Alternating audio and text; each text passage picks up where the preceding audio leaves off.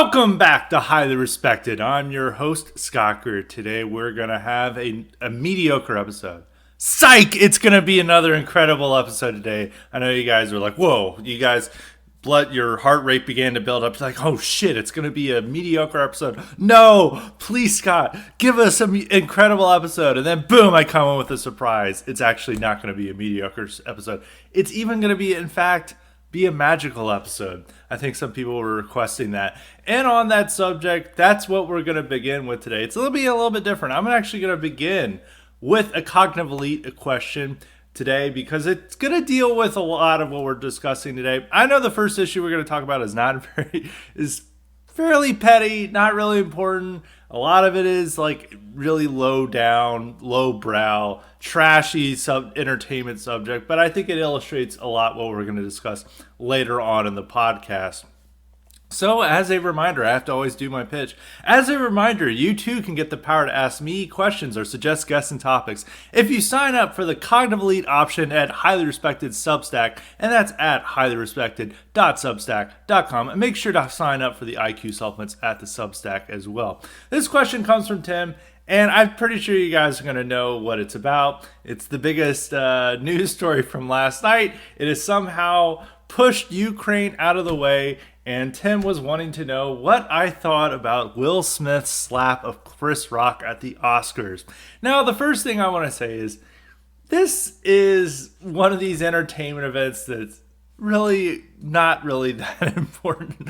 Even though, of course, I'm talking about it, and there's going to be some eye rolls, and there's been a lot of people on Twitter who are like demanding, like, I don't watch TV, I don't know what a celebrity is, do not talk about this whatsoever, it's staged.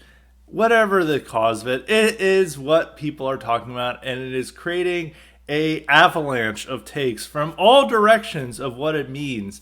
And really, my thought about it is initially is like, it's whatever. I mean, there's always been at these events, award shows, where, you know, things have gone awry and things go a little bit weirder. But I do notice the thing that's going to plan on for these award shows is that there's a greater sense of weirdness and lack of control at these events, just like where things happen and, you know, there's no control, there's no degree of formality, or there's no rules, and you're just supposed to like sit in the audience and make like forced laughs at the jokes you hear from presenters. And that is going away because, you know, there have been weird events at Oscars before. I mean, the famous one I can think of is from the past is that when Marlon Brando accepted the Oscar for The Godfather, he sent up an Indian woman up there to talk about the horrible things they'd done to Indians. And then they're like, what the hell is that? And then Clint Eastwood came out. And it was like the presenter, and he was like making fun of the whole thing. There's weird things like that. There was also in 2017, people were saying, when La La Land was announced as the winner, but it wasn't the winner, and it was a black movie that was the real winner. That movie was Moonlight. Yeah, that's right, Moonlight. It's about, also has a gay angle to it, so it's got all the identity politics involved in that movie. So they're really big fans of that, and so there are weird things that always happen. But right along with this, we are seeing now people want to say like, oh, it's civilizational decline, yada yada yada. Not really, but there is, when we've always turned on TV, there's a set of decorum and standards that we're supposed to expect. Like, people stick to the script, there are not wild things happening, adults act like adults, you know, they're not cussing out at people, and they're not fighting each other. You know, we've always expected those standards for American TV. But if you've seen this throughout cable news, there's been a degeneration on cable news. Like in cable news, if you ever turn on CNN, all these guest hosts would try to say like the F word and try to get some really vulgar insult that was like Jerry Springer-esque level of discourse when they're trying to own Trump and to create viral moments like that.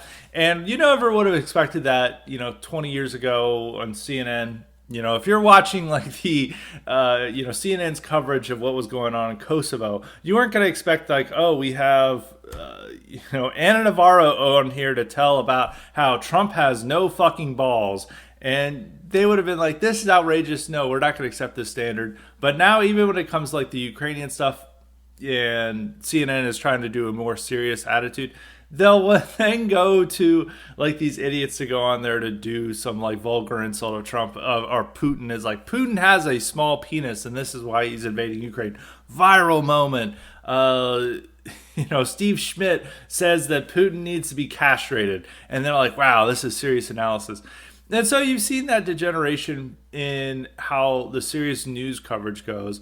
And you see that more with like celebrities openly, getting extremely drunk at these events, saying, cursing out people and not behaving as the standards we would thought to have. So it's like expected that, that somebody's going to slap, Will Smith is going to slap Chris Rock over a joke about his wife. Now, so I think that's like, it does illustrate this thing that even when we're turning on TV and expecting mild, entertainment, whether it's sports, whether it's, movie, whether it's, Oscars or it's cable news, there is a level of lack of control and lowering of standards that we're seeing. And it's just like wild behavior is now going to be tolerated and endorsed that we wouldn't have seen in the past. And the general point I'm going to make is more about Biden, but we'll get to that in a moment because I need to share more of my thoughts of the Will Smith thing. And I would say it's like relatively unimportant, but the take machine is going at full speed. And a lot of the takes are very bad. I think it's primarily conservatives who are the worst at this. There's one take, it's like, well, this guy committed a violent assault on TV and then was allowed to sit at his table and then win the Best Actor award 10 minutes later. And it's like, oh, and there was no punishment for him. That's another thing. It's like nobody's going to control. It's like you would have expected like Will Smith to have been escorted home and like, we're not going to give him maybe we give him the Best Actor. I mean, they'd already picked the winner before the award show, but they would have just announced in his absence. They wouldn't have allowed him to come up on stage and defend his action, but that's what happened here. And it was something, I made the joke, is like Oscars so magic because they've always been complaining about Oscars so white. And they finally got the diversity and magic they wanted. And of course, it resulted in a brawl on live TV. Now, conservatives were saying, a lot of them were saying, besides the ones who were saying he's like a violent crime and like felony, and the ones who were opposed to him, there were then the ones who were like, this is the pinnacle of honor culture, and I support this. Like, you must fight for your wife no matter what. And Chris Rock was dared to insult his wife, and he had to attack him. And it's like, first off, all these Oscar presenters for as long as the Oscars have existed, have poked fun at these actors and actresses, and they've loved to push the envelope. And a lot of these people are wives to famous actors, and none of these actors have gone up and attacked a presenter for a mild joke. And anyway, Chris Rock's joke was fairly mild. He just like said, "G.I. Jane 2, look forward to seeing it," and Will Smith laughed at the joke too initially, and then his wife was not pleased, and he, of course, being the alpha male he is, his wife made him go up and attack a presenter on live TV and make himself look like an idiot. And as I said, Rock's joke wasn't even that bad. It's like she has alopecia or some type of condition that makes her hair bald or make her head bald, whatever, and he's just making a joke about it. And it wasn't people thought he made a joke about the open marriage because Will Smith and Jada Pinkett Smith are in an open marriage due to her request. She wants to sleep with other people that are not Will Smith. And there was another presenter earlier, Regina Hall, who's a black actress, made a joke about how, hey, Will Smith, come up on stage. I'm inviting all the men I like. And, your wife approved of me hitting on you. And the joke, which Jada Pinkett Smith laughed a lot at this joke while Will Smith was embarrassed by the joke because it's calling him a cuck, and it's like you have to get your wife's approval to have sex with other people because Jada Pinkett Smith has already made that appeal. And then it's like this joke is like when Jada Pinkett Smith doesn't like a joke, he has to go up and attack somebody even though he found it funny. And all these conservatives like, this is honorable behavior. This is what men must do. They must fight to the death for the wives. And really, no, it's such cuck behavior when you do this. And it's not like the wife. He's making like a really vicious joke about his wife. And it's not like this wife has much honor. I mean, this wife openly in the media says she's in an open relationship. She's sleeping with other men who are not her husband, who are not Will Smith. And Will Smith is supposed to take that. And then when somebody makes a joke about it, he's like, get my wife's get my wife's name out of your fucking mouth or whatever. And this is what we're supposed to expect. So all these conservatives are going on about honor culture. Is like, well, I was raised in the South, and this is how we do things in the South. That's what Rod Dreher is saying, and Rod Dreher is not a real. I mean, he was raised in the South, and he's from the South, but the honor culture that people talk about from the South, they're looking back to the antebellum era, and that type of honor culture has not really existed in the South for a very long time. I mean, it died out for the most part during Civil War and Reconstruction. There was still an element there, but it's not like in the North, that they didn't have, like, working class people didn't have their own sense of honor. It's like, my wife is cheating on my best friend. Well, I'm just going to accept that.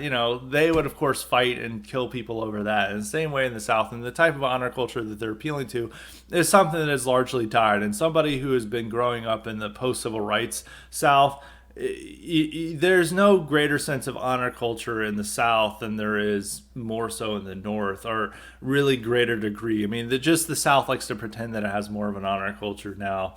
In my opinion, just growing up there for most of my life, there wasn't just like a thing like, somebody in New England is just like, oh, well, I'm going to have to accept this insult to my face. While in the South, it's like, get ready to duel, boy. And it's like, they haven't dueled in many, many years.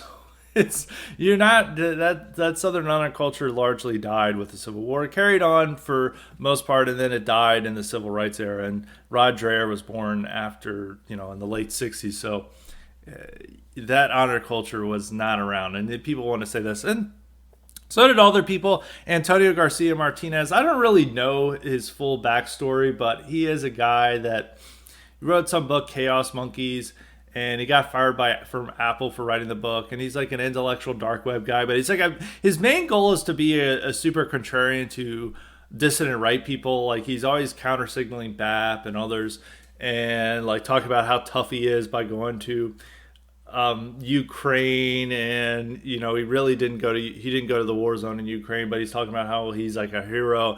And then when he's looking, this is like, it's seeing who grew up in an honor culture and who didn't. It's like, nobody in America grew up in an honor culture unless they're like came from the ghetto. And even like the ghetto honor culture that in some ways Will Smith and Chris Rock were reenacting, and showing that you gotta have to have a stiff upper lip, and just the point of Oscars is to let jokes flow and just not to lose your cool over it.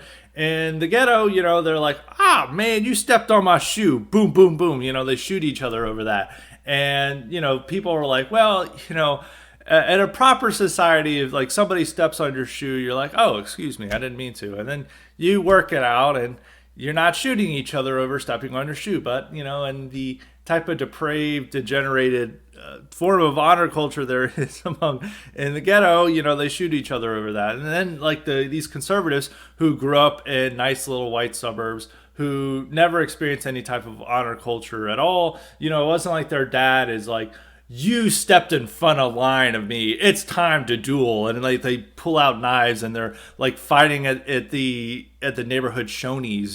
That didn't happen for any of these people, but they always like to pretend that they are part of some honor culture, that we defend our women from any insults, and no matter what, our women are good, honorable angels. And really what this situation is Will Smith is a cucked husband who, his son likes to dress up in women's clothing, and like there's problems even with his daughter too. I think his daughter like has some weird talks about her weird sexuality.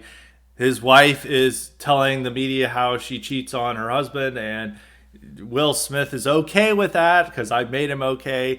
And then Will Smith had to take a joke at which his wife howled at earlier in the night about how he's a cuck and how he has to get his wife's permission to do anything. And then one little joke about her being bald, he then has to split into action and to attack Chris Rock. And it's like he's defending the honor of his dishonorable wife. His wife has no honor, and there's this is just stupid behavior. It's just trashy behavior. No one should be defending it, and no one should be appealing to antebellum Southern honor culture in order to say that. It's like, look at what the insults that Andrew Jackson took to his wife. Like, and Andrew Jackson's wife was actually an honorable woman, a good woman who was not in an open marriage, nor was telling the media about how she's in an open marriage.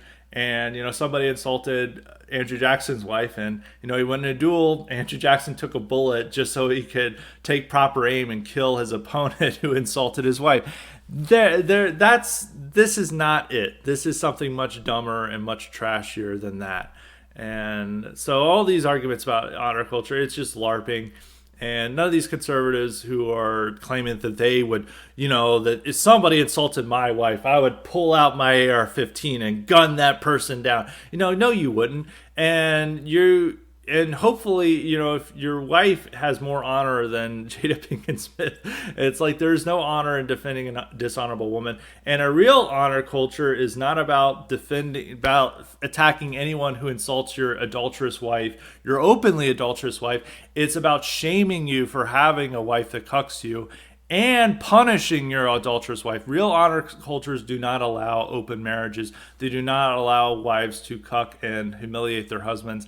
They severely punish them and cruelly punish them. And really, in a real honor culture, Will Smith would be attacking his wife, not anyone insulting his wife. I mean, if you look at any traditional society that's built on honor societies, and a husband finds out that his wife is cheating on him openly, is unrepentant about it, the husband isn't just like, okay, but I'm going to defend you at all costs. No, something bad's going to happen to the wife. And so people need to realize that this, like, whatever type of honor culture they're defending, it's a figment of their imagination, and it's not tied to any real traditional or primitive society. If you want to look at a real honor culture, there are like good things about honor culture, but there's like many bad things. And the type of honor culture we have today is only evident in the ghetto. And I don't encourage people to emulate that.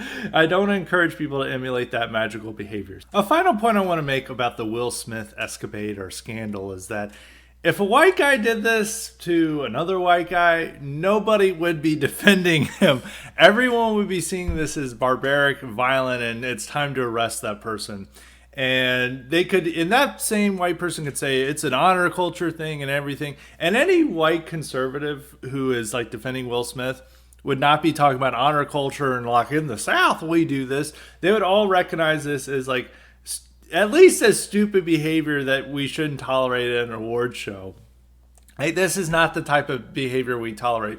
But due to the fact that Will Smith is black, and even though the other person he smacked was black, we're left at honor culture, and he had to defend his wife, and like this is just acceptable behavior. So it's once again that it's a sign of black privilege, is that they're able to get away with behavior that no white person could ever expect to be tolerated or granted the privilege of. And it has nothing to do with honor culture. It has everything to do with racial standards that we have in our society. And all these like big tough conservatives who claim that their dads were duking it out over their family's honor in the Applebee's parking lot. If they did this type of thing at a public event, they would be arrested. And they would be shunned, and they would be universally condemned. No one would be defending them. But in this case, everyone is like wanting to defend Will Smith and tolerate his behavior. He has to not worry about being arrested or shunned by Hollywood because of this color of his skin. And there are different standards for races in America, and that's how you have to understand this story, the subtext, and so all the outrage.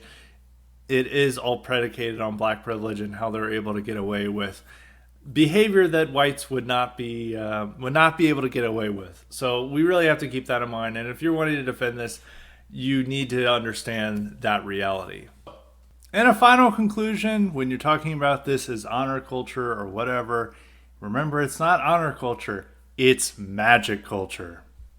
That's all I'm going to share about my thoughts, and that's the Convolete question today. So we're not going to have a Convolete question at the end of the show. But now I'm going to get into the important discussion, and of course, we're going to go back to what else? We're going to be talking about Ukraine. We got to remember what's happening in Ukraine, and particularly what Joe Biden is, how he is handling this issue.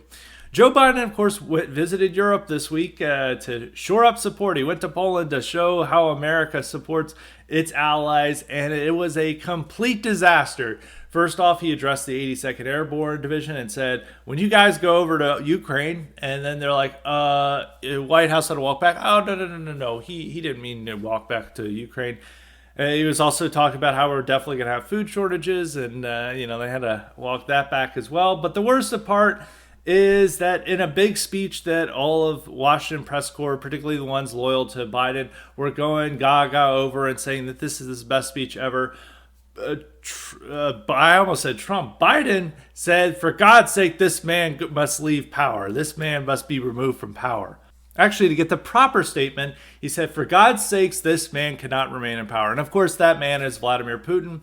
And with those 9 ad-libbed words, as all the media is trying to say that this wasn't a part of his speech, he upended Washington, D.C. Foreign policy by, insisting that America wants to have regime change in Russia. And, of course, the White House gaslit and said, oh, no, he didn't mean that. He just meant that Putin cannot remain in power of Ukraine. He can't, of course, there was no meaning of regime change here. What are you talking about?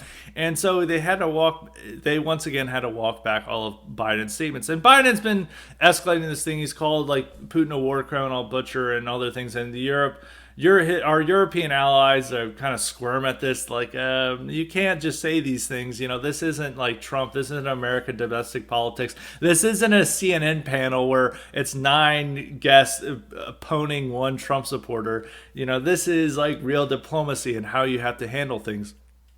And this goes back to my point about with the Will Smith Oscars.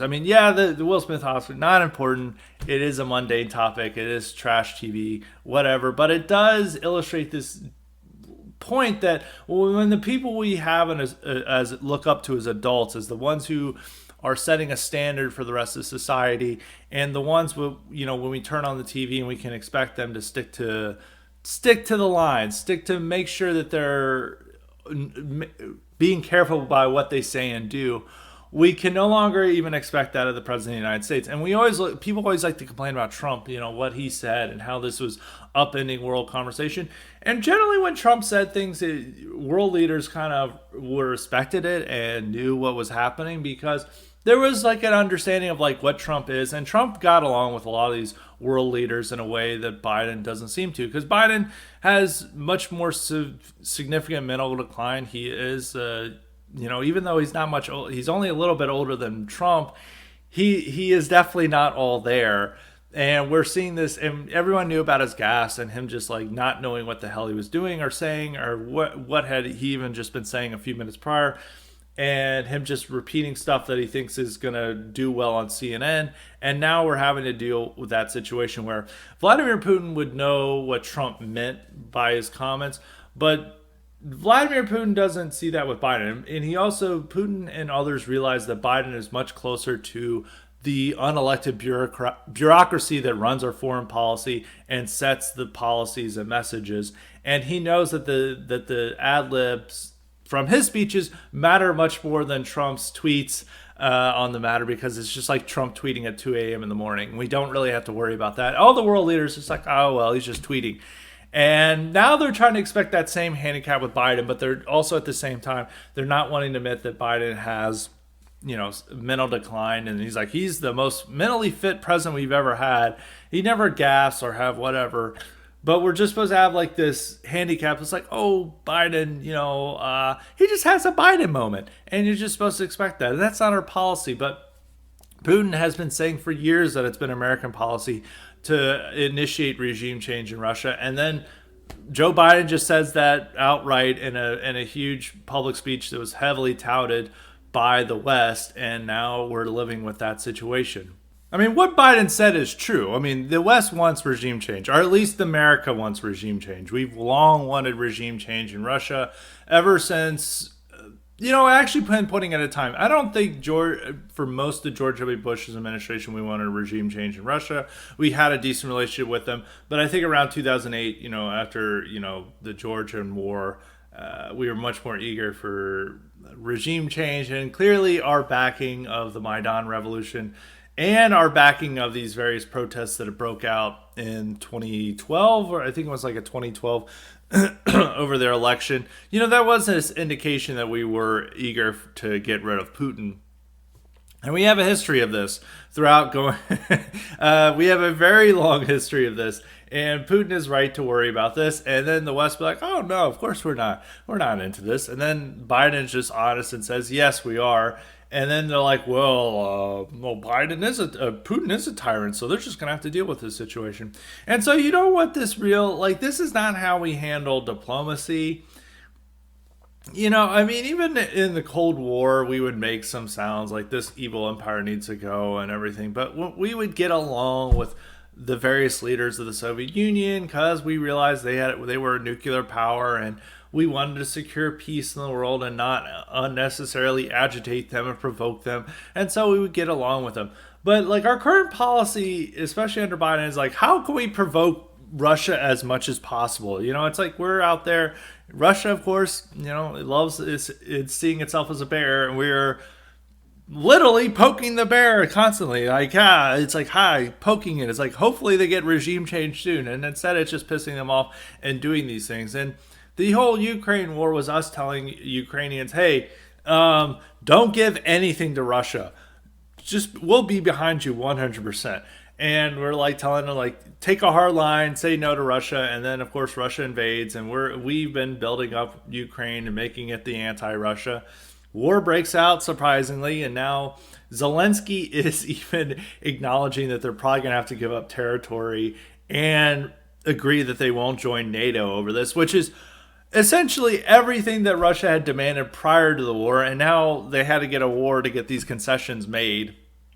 I've been saying this for a while, is that what's likely going to happen is we're seeing the mopping up operation going on in Mariupol this week, and it looks like it's about to fall or is nearly entirely taken. A lot more of these Russian forces are going to encircle the militias out in the east on the Donbass front. They'll probably wipe them out. And once that happens, Zelensky will then make a deal where he will probably acknowledge that the original lines set by the independent republics of Donetsk and Luhansk are going to be independent or autonomous and probably going to join with Russia. There's going to be something that the government does not have full control over them. Crimea is Russian territory. We're not joining NATO. End of discussion. We're agreeing to this. They're essentially splitting off, a fifth or a fourth of the country. It'll be interesting to see how much Russia tries to break off from here. They're not going to break off Kyiv. I don't even think they need to take Kyiv or Kiev. I need to call it Kiev. I'm not a libtard listening to NPR, but Kiev or Kharkov. I don't think they're going to need necessarily take those places to get their message across. I really just think they need to wipe out most of these militias out in the east. And the militias have been the main problem for Zelensky in making a deal, besides the United States, is that he's always been worried that they're going to launch a coup against him, and they have threatened a coup. They did threaten a coup earlier when the war broke out, and it was reports that Zelensky was going to make a deal, and they threatened a coup. But if they're all neutralized, they can't launch a coup when they're all dead or captured. And so I think Zelensky also wants them neutralized as well. He's always had problems with them. He ran a campaign about de-escalating the conflict in Donbass, and the militias said, no, we're not listening. We're continuing to escalate. And then he's had to work with them. And the State Department CIA doesn't trust these guys. They know that they're a problem. They're an optics problem.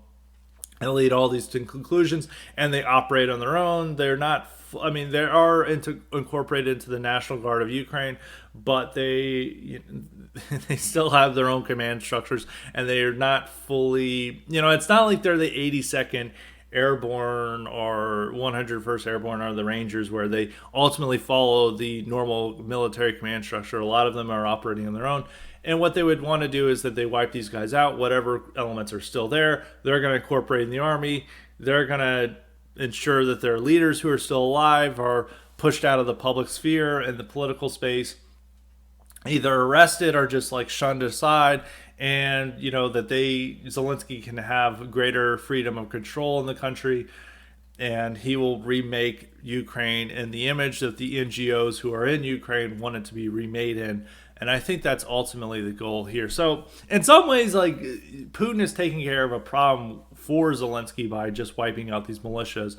And, it's not necessarily what Ukraine wants to give up all this territory, but it is acknowledging of a reality. I mean, a lot of these Eastern Ukrainians are either indifferent or prefer Russian control. Not, I think it is changed from 2014 a lot. There are places where there's a lot of resistance toward it, and a lot of these areas which are now really embracing a Ukrainian identity. But generally, in the areas closer to those two republics, a majority of the people would prefer to just be independent from Ukraine and be closer to Russia, and they're not necessarily into the Ukrainian identity. They're more closer to the Russian identity.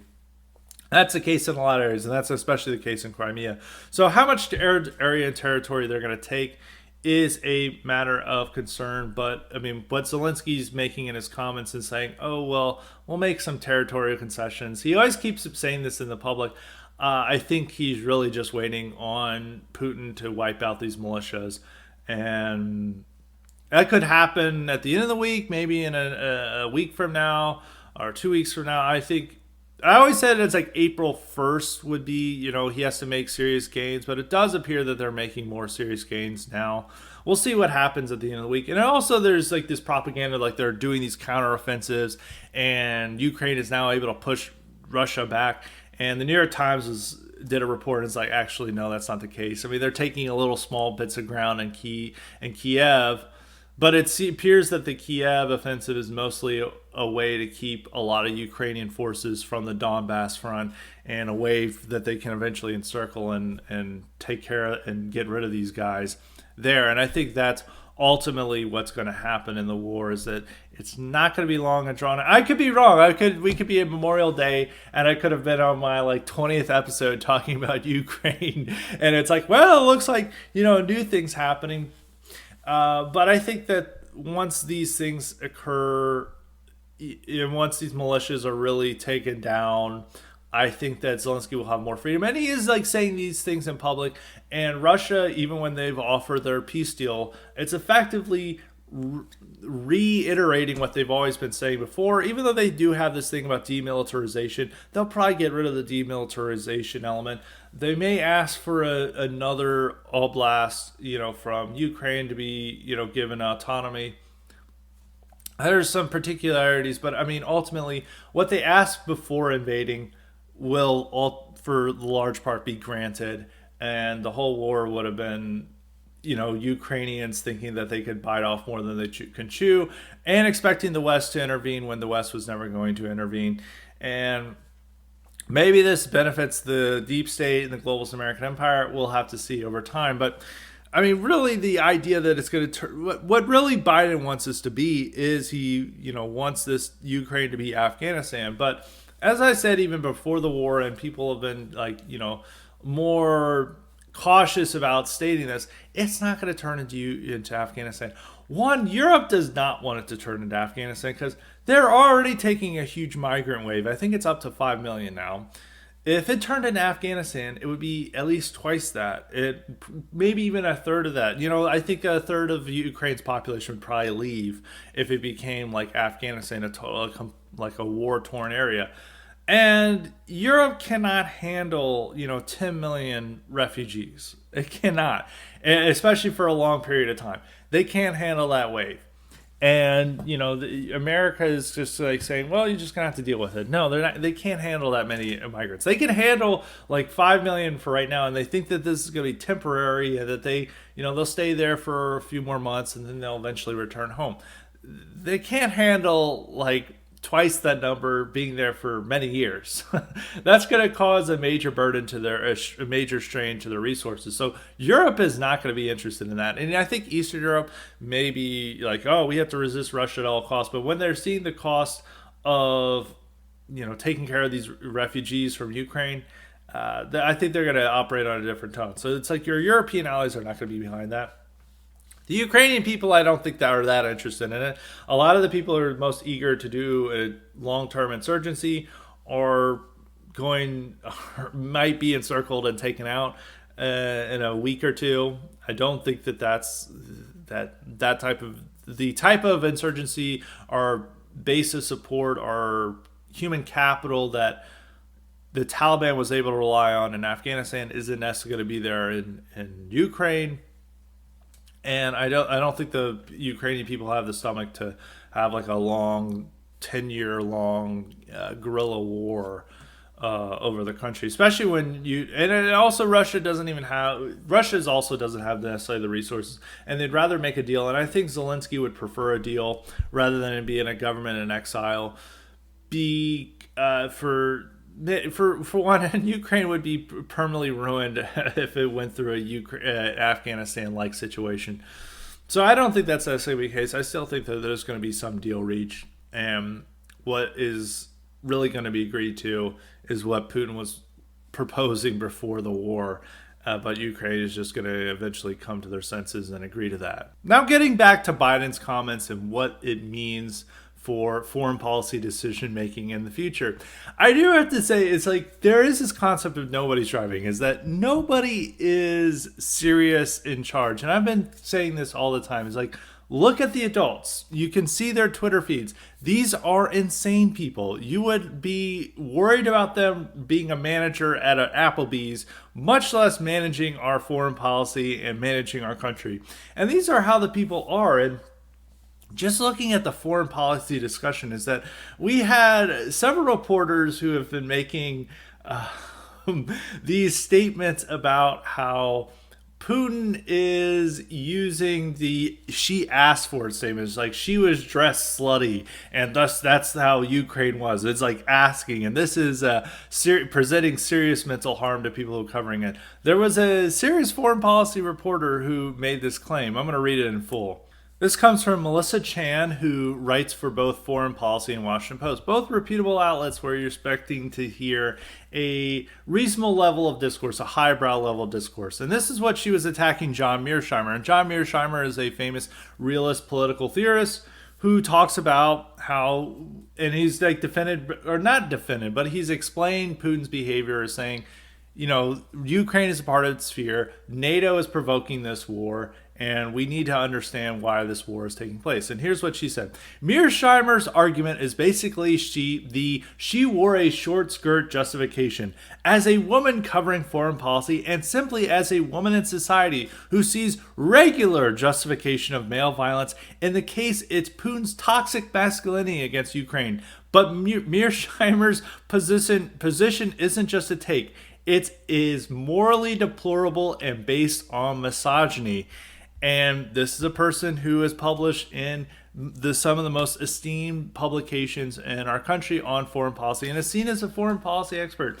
And she is claiming that you saying that Ukraine is not going to agree to reasonable demands is simply saying a woman asked to be raped. And it's based on misogyny. And this is how all these women are approaching this. And Julia Yaffe, I've talked about Julia Yaffe enough on this podcast, but every time she just like melts down, has this is always like treating Russia like the ex-boyfriend who dumped her, and that's how she always treats this situation. She's always like in a grimace attitude. She's like, I just can't believe what Russia is doing. It is so beneath me. And she's also trying to act like she's better than her ex-boyfriend in many ways. So she's treating the geopolitics as a way as a jilted lover treats their relationships. And she's also made similar comparisons. She did make one that was really interesting when Putin brought up cancel culture, which is just like, it's just a kecked moment, I guess, because it does show like the level, the discourse that our world leaders are engaging is much the same discourse we see on social media. And he brought up J.K. Rowling. It's like saying they're canceling their own authors for acknowledging gender reality. Now they're trying to cancel Russian culture. And Yaffe made the point, is like, look here, conservatives, this is your ally. And the real ally for us is The real Ukraine is multicultural and tolerant and liberal and progressive, and you're on the side of Putin. If you ever complain about cancel culture or gender identity or gender theory, then you're on the side of Putin. And that's what her claim was. And all these conservatives got mad about that and were like, no, no, we stand with Ukraine and what, blah, blah, blah, blah. And a point Yaffe was making, and somebody else made this, is some of the Russian nationalists like Anatoly Karlin were making this, is like, Yaffe's point is what Ukraine represents at this moment, and you're starting to see this as well, as that there was a soccer game involving the U.S. men's national team, and in the stands, people were flying the pride flag alongside the Ukrainian flag, and as symbols of the globalist American empire, the Ukrainian flag is now equal to the pride flag and Black Lives Matter flag. That may not be the intent of Ukrainian nationalists, but that is the intent of Western liberals, and that's why they've adopted this insignia as part of their own identity. It's gonna be a tough break for Ukrainian nationalists when they see the Ukrainian flag waved proudly at all these pride parades that are gonna occur in June during Pride Month. I wonder what they'll think about that. I don't know. But it's going to happen. It's just a part of liberal identity now with the Ukrainian nationalists. And Ukrainian nationalism is the only tolerated form of nationalism because, as is like, I make this point a lot, is that pretty much everywhere else in Europe, it's just an idea. There's no particular people. I mean, Germany just declared that the Alternative for Deutschland can no longer operate. It's their largest nationalist party. It can operate, but it has to be under state surveillance and is considered a threat to the Constitution simply because it implies that the German are a specific ethnicity and a particular group of people, and you can't say that. So the only people who can actually say that there are real people, particular ethnicity, that are different from the world, are just Ukrainians, and the only reason that they're given that advantage, are the only Europeans rather, and the only reason that they're given that benefit or that luxury is because it's needed to own Russia. And that's something to keep in mind there.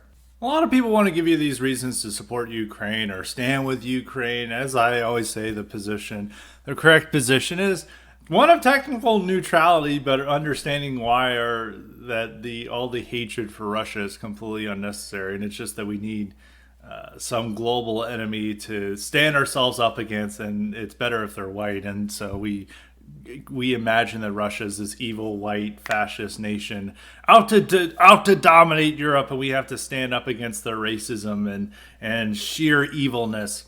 But when it comes to like the people who are like, you gotta stand with Ukraine, Ukrainian nationalism is based, they're standing up for self-determination and independence, like what are you doing not standing up for them? And no, frankly, the Ukrainians stand for not anything that we would want to represent. It stands for, or how it stands in the West, different situation is in Eastern Europe, but how it stands in the West, it stands for the globalist American empire, and the globalist American empire wants Ukraine to be totally in their control so they can turn it into their own little playpen and do all these experiments there and just run the country however they want. And that's how they're likely going to do it after the war.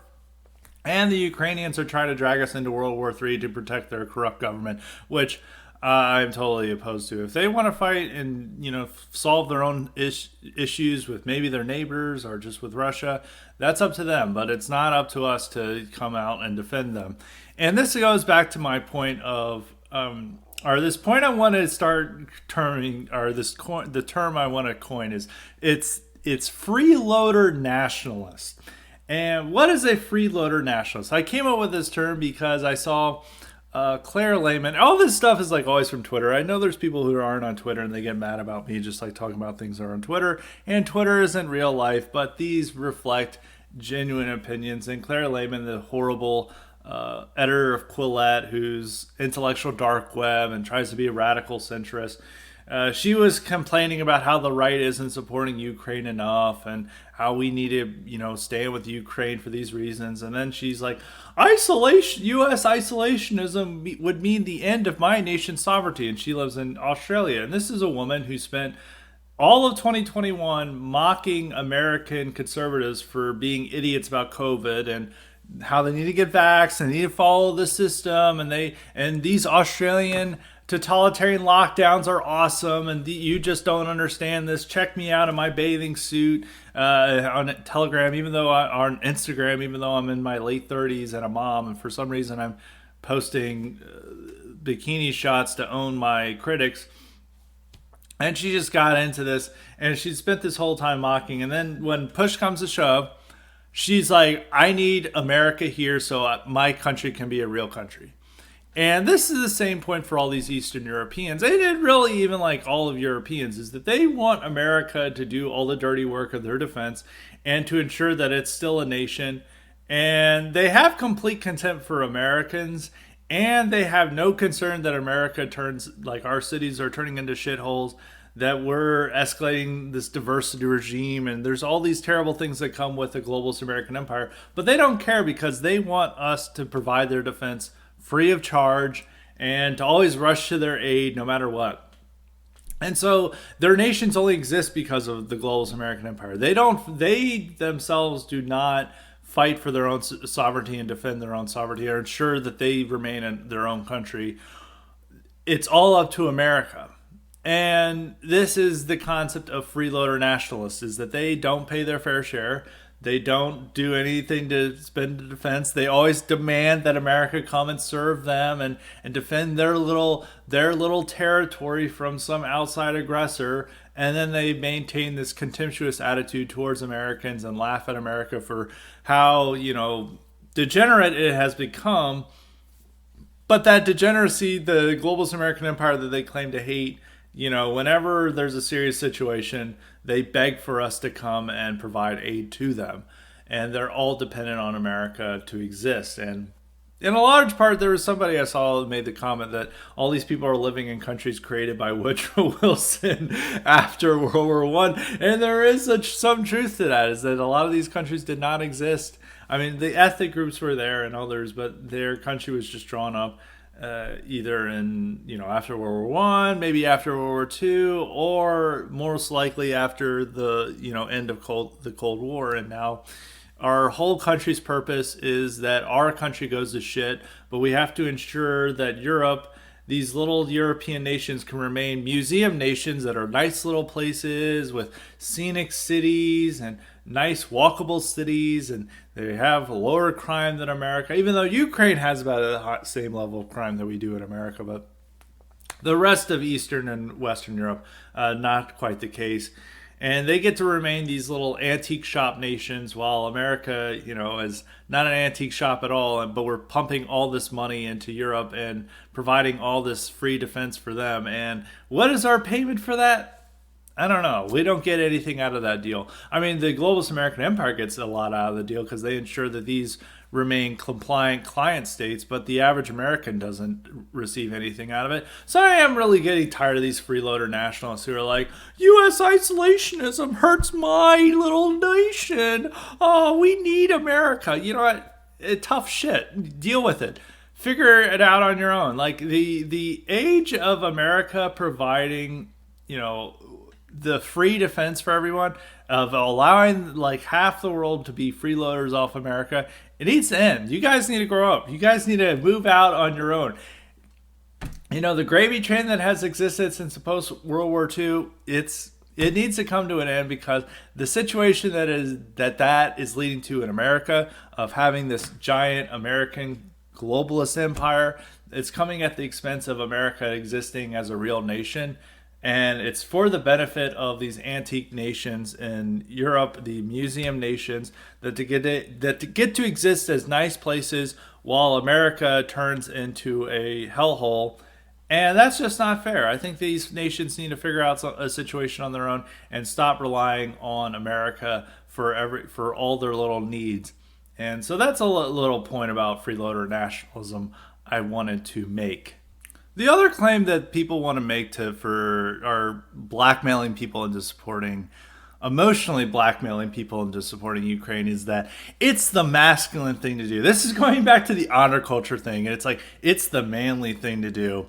There are a couple of articles that have come out that are saying like there's deploring the right wing for not being true men. They preach Bronze Age values and honor culture, but then when a war fights, they don't want to fight a war. They're pussies.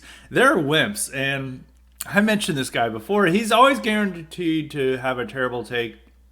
This goes back to even the Will Smith stuff, but Antonio Garcia Martinez wrote some terrible article for Barry Weiss's Substack on the subject about how these right-wing pussies are afraid to go to Ukraine. And guess what he did? He went to Western Ukraine where there were no fighting, went there for like a day, took some selfies, and then left. And then due to this has made him one of the most badass war correspondents in human history, equal to Ernest Hemingway and others, and that he went out and relished the fight. Meanwhile, the right wing is too scared to leave their cubicles and to go where danger is. And it's such a dumb article because, one, it's not our fight. Like, why the hell are we going to go there? And it's like demanding you become foreign, or it's demanding you waste like thousands of dollars just to go and take a selfie in Lviv where there's no fighting going on.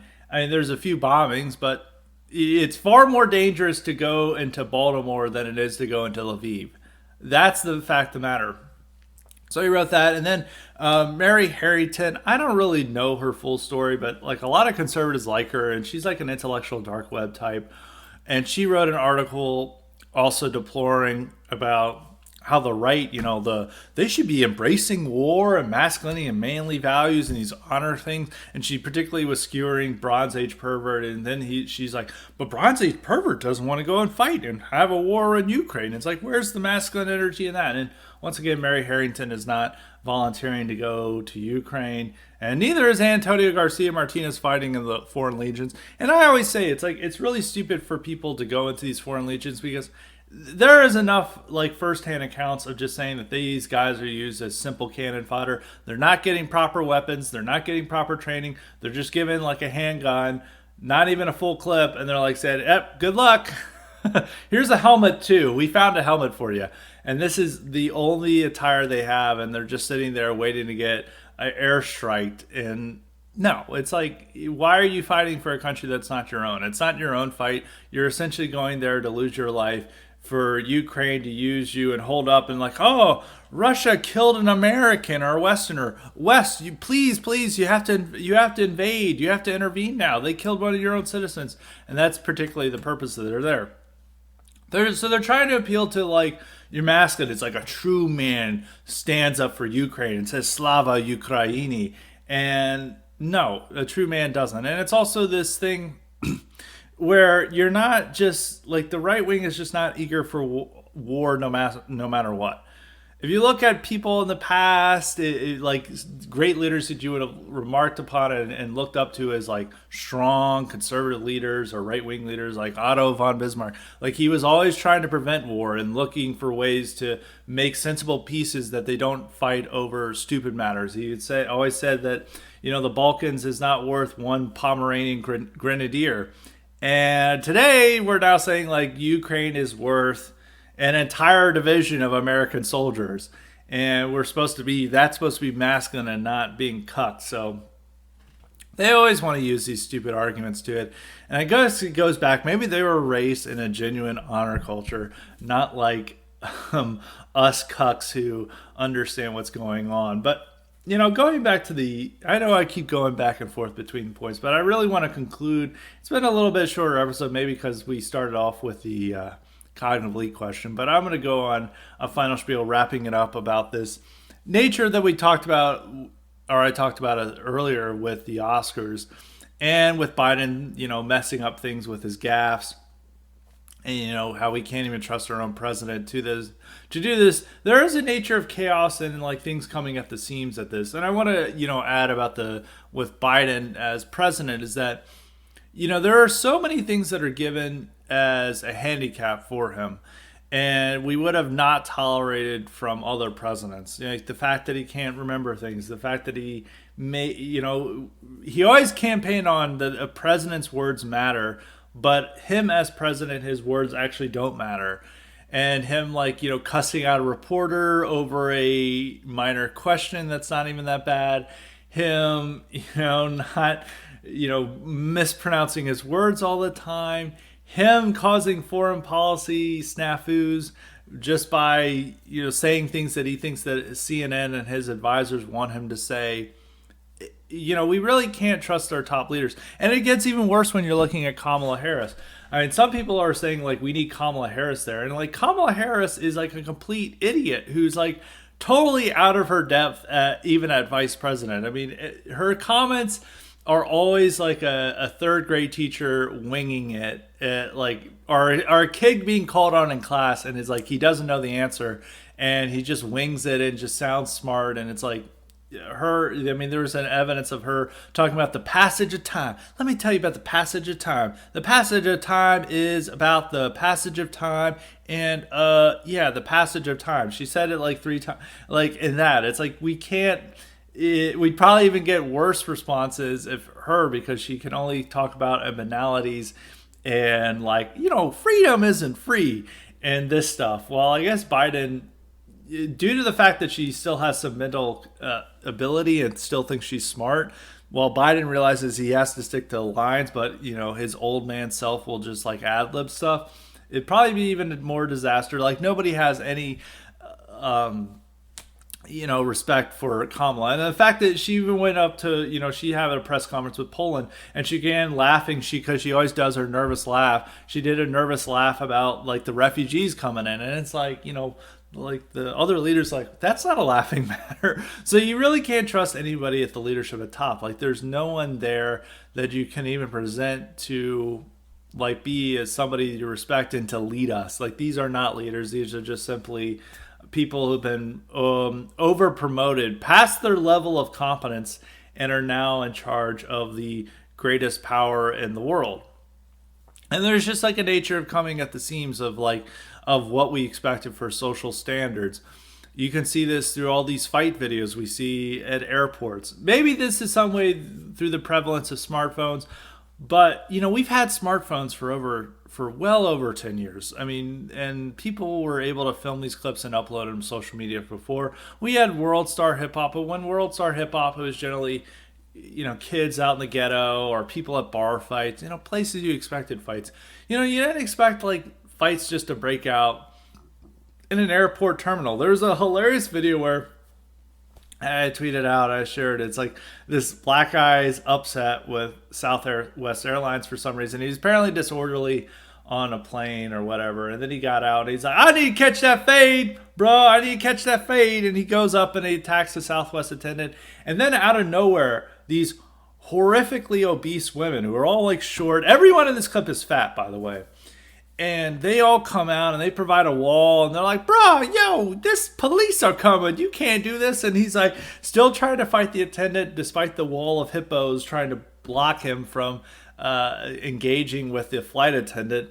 And you're just sitting there and they're like, there's so many fight videos on airplanes and on airports.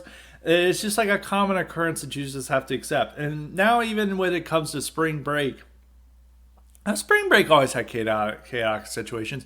I remember, when I was like in high school and college, like the news reports would worry about like, oh, spring break, kids are going wild. But generally the spring break coverage, even when it was like on Fox News at the time, was like showing off like kids getting drunk and women, like girls gone wild type stuff. Today, you're just seeing like mass like brawls, like opening up on busy streets, like where it's like, magic culture is taking over and they're just like pummeling each other on an entire block. And it's just like complete madness and chaos in a way that you wouldn't even seen, 15 years ago on spring break. That is coming at the seams. I mean, the old spring break coverage was like, oh, these kids might be experimenting with some drugs, they're getting too drunk, maybe there's 1 or 2 alcohol deaths, but you did not see like videos of just like mass riots happening on a nightly basis, and them having to declare a state of emergency and impose a curfew. That it just happens with regularly. So there's a lot of these things coming at the seams that you're seeing that, the thin veneer, I don't know if I want to say to go to the as far as saying the thin veneer of civilization, but the thin veneer of bourgeois standards that we had in society, where people would not get into fights at award shows. There would not be a 1,000-person brawl occurring in Miami Beach over spring break. People would learn that you can't start a massive brawl with airline staff at an airport terminal. People would learn that you can't fight, even like there's more of these like teacher student fight videos. I think those were more common, so I don't know necessarily if I want to put that in that category.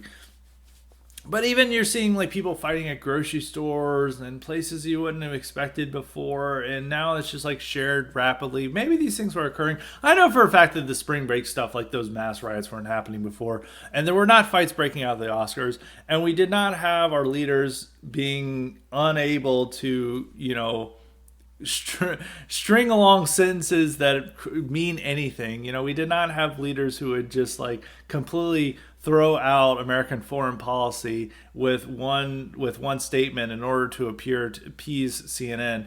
It's also with the prevalence of the F-bomb being said not only on cable news, but celebrities always saying it on tweets and stuff.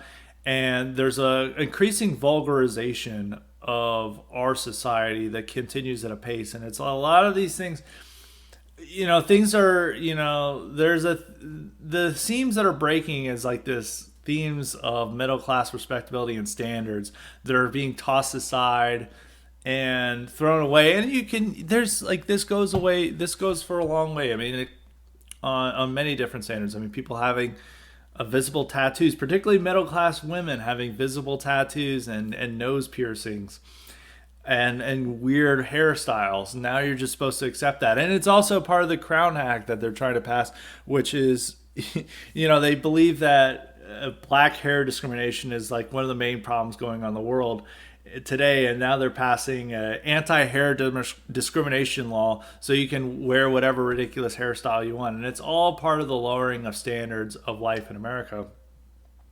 And, we're not that far away from a time period where people, if they went out, they were wearing a suit or they would dress like an adult. And now people don't dress like adults. And, we have the results is that people don't act like adults. And we don't have these more standards. And people use like vulgarity in situations that they shouldn't be using, or in situations that kids would be around. And the larger point that I'm trying to tie to is that you're now seeing this lack of standards now affecting our own leaders, with our own leaders like dropping, lawmakers dropping F-bombs about how they want to bomb Putin and assassinate him. People realize like 20 or 30 years ago, you're not, if you're a senator, you're not supposed to be calling for the assassination of world leaders. Now they're just openly calling for it, and to like supporting the war crimes against prisoners. And this is all a part of a lowering of the standards, a ceasement, a secession, or I don't know if it's like the elimination of standards, degradation of standards. I like that. Degradation of standards is like happening. And that's the type of society we live in. And so that's both of the things. I know it may be a little bit of a stretch, but tying in what Biden's statements is with Will Smith's outbursts. But that's the country we live in now. And it's only going to continue this way. And the only people who kind of imagine that America exists as this happy place where middle class standards reign, and it's like it's the 50s and early 60s again. It really is never Trumpers who just see the vulgarity and they use the vulgarity themselves. Like they're like always talking about how they're gonna cut off somebody's dick and like using the worst profanity on Twitter, but they still imagine they're representing this America that upholds middle class standards of respectability and norms, when it doesn't. Like, it's a completely different standards and norms that they're representing. So these guys, they may be in polos and slacks, and they may try to put on a respectable face when they're on TV, but when they're talking about the America and like what its standards and norms are and civility and decency, what they're really talking about is I would say the ultimate American would be a young woman with pink hair, sleeve tattoos, a septum piercing, and obese, and wearing an outfit that would be considered extremely slutty by 10 years ago, but she's going out to a fancy restaurant looking like that. And everyone's supposed to be like, oh, you dress nice for this. And that is the average American. That's like the standards they're upholding, is that, the old America that people would have imagined for the 50s and 60s, the guy in a suit, following these standards, doing good and wholesome things for his family, maybe pursuing some type of honor culture where if like some man insults him, he's slapping him. But really what the honor culture is two black guys fighting over the honor of one man's adulterous wife who talks openly about how she's in an open marriage. And now that's America for you. And that's what our country stands for. So I guess that's a little bit of a black pill to end on, but I just want people to think about that. And it's like when people talk about these things, they're imagining that it's honorable men dueling to the death, or fighting a duel like on the frontier, and this is like very Americana, and that we're still fighting for a true America when we're standing with Ukraine, and all the good things about America that we think are the never Trumpers and these liberals imagine when they're talking about the globalist American empire, and this is all ensured by our troops. It's really just defending the ability of morbidly obese 20 years something women to get septum piercings and tattoos. And that's ultimately what American liberty means now. And we have to change that. We really do have to wage. That's why the culture war is so important. People always want to denigrate it, but the way is, if you go out into society and you're walking down the road and you're just seeing the ordinary people, and you're put into a fit of despair just by looking at the way people are. As like I think our good friend Nemitz was this week. He's like, walking down the street will put a man into a serious bout of despair. He needs to be a little bit more white-pilled, but that's a part of the culture war. And what you see around you, you may be prosperous, you may be having a nice home, you may be having all these things, but if you're going out and you're disgusted by what you see around you, you're disgusted by what you see on TV, you're worried about what values your wife and your children are going to uphold and practice. You may have all these nice things, you may have all these gadgets and financial security, but that's not going to prevent your wife from saying, I want an open marriage, or your kids coming home with septum piercings and weird color hair and saying that they want to be a different gender. And that's why the culture war is important, because ultimately we're not at the point where people are starving and are people economic standards where it's like a matter of like their bellies.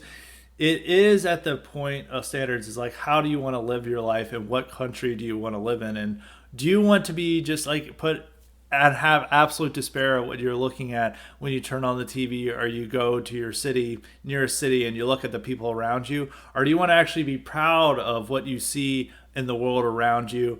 And for a lot of the people who are only solely focused on economics, is that people will just imagine that the world around them is perfect as long as they have a full fridge, a nice house, and that's it. And for many people that they are content with that. But for a lot of others, they're not just content with that. And, that's why the culture war matters, that the left and some of the people on the populist right want to imagine is not that important. It is important, and has to be our chief focus, because we want to look at a country that we're proud upon, not that a country that we're disgusted by. So on that note, I want to conclude. I have to remind you, as a reminder, I did the cognitive elite question at the beginning of the show, but if you still want the power to ask questions or suggest guests and topics, please sign up for the cognitive elite option at HighlyRespected.com, or Highly Respected Substack at HighlyRespected.substack.com, and make sure that you sign up for the IQ supplements while you're there as well, if you haven't signed up already. And so that is it for this Highly Respected. Like and subscribe the video, and until next time, stay respected.